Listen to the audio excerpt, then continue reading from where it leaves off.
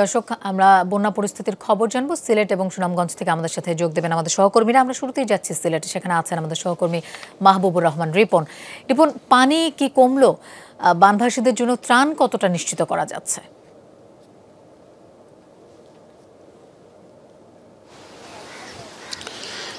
পানি কিছুটা কমতে শুরু করেছে। শুরুর দিকে যদিও ধীর গতিতে পানি নামছিল, এখন কিছুটা গতি দেখা যাচ্ছে পানি নামার।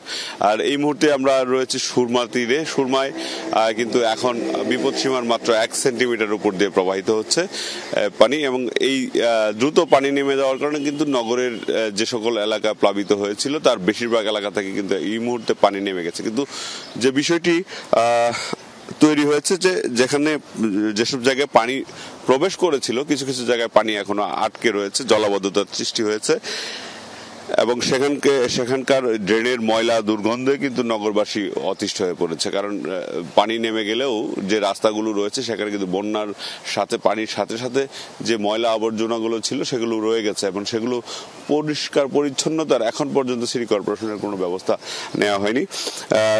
অন্যদিকে অন্যান্য উপজেলায়ও কিন্তু বন্যা পরিস্থিতির কিছুটা উন্নতি হয়েছে, তবে আশ্রয় কেন্দ্র থেকে মানুষ বাসাবাড়িতে ফিরে যাওয়ার হার খুবই কম। এখনো অনেক মানুষ আশ্রয় কেন্দ্রে রয়েছে, এবং কেউ কেউ বাড়ি ঘরে ফিরবেন, কিন্তু সেখানে বাড়ি ঘরের যে অবস্থা রয়েছে সেখানে হয়তো বসবাসের যোগ্য নেই। সেই বাড়িঘর তাদেরকে ঠিক মেরামত করতে হবে, সেই অর্থ অনেকের কাছে হয়তো নেই। অনেকেই বসে আছেন সরকারি সহায়তার জন্য। সরকার যদি তাদের পুনর্বাসনের ব্যবস্থা করেন তারপরেই তারা বাড়িতে উঠবেন।